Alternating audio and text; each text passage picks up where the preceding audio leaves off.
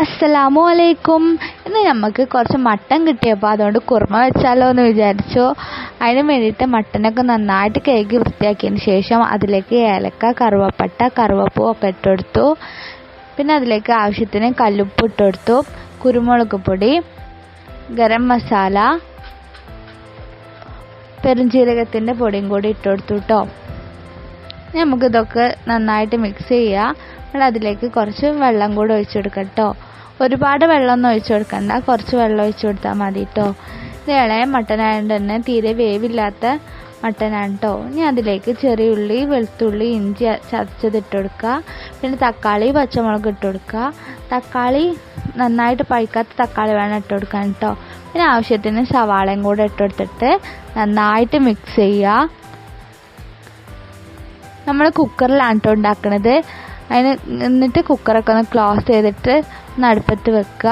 ഒരു 3-4 വിസിൽ മതി കേട്ടോ. നമുക്ക് തേങ്ങ ചിരകിയത്, കശുവണ്ടി, നല്ല ജീരകം, അതിലേക്ക് ആവശ്യത്തിന് വെള്ളം കൂടെ ഒഴിച്ചു കൊടുത്തിട്ട് നന്നായിട്ട് പേസ്റ്റായിട്ട് അരച്ചെടുക്കണേ. നന്നായിട്ട് തിക്കായിട്ട് അരച്ചെടുക്കണം കേട്ടോ. എന്നാലേ നമ്മളെ കുറുമയൊക്കെ ഒന്ന് കുറുകി കിട്ടുള്ളൂ കേട്ടോ. പിന്നെ നമ്മൾ നേരത്തെ വേവിച്ച് വെച്ചിട്ടുള്ള മട്ടനില്ലേ, അതിലേക്ക് നമുക്ക് കുറച്ച് കറിവേപ്പിൻ്റെ ഇലയും അതേപോലെ കുറച്ച് ചപ്പും കൂടെ ഇട്ട് കൊടുക്കട്ടോ. നമ്മൾ നേരത്തെ ഈ ചപ്പും കറിവേപ്പും ഇട്ടാൽ അതിൽ നേരത്തെ വെന്തിട്ട് അലിഞ്ഞു പോകും കേട്ടോ. അതുകൊണ്ടാണ് മട്ടനൊക്കെ വെന്തതിന് ശേഷം ഇട്ട് കൊടുക്കുന്നത്. പിന്നെ നമ്മൾ നേരത്തെ അരച്ച് വെച്ചിട്ടുള്ള അരപ്പില്ലേ, അതും കൂടെ ഇതിലേക്ക് ഒഴിച്ചു കൊടുക്കുക.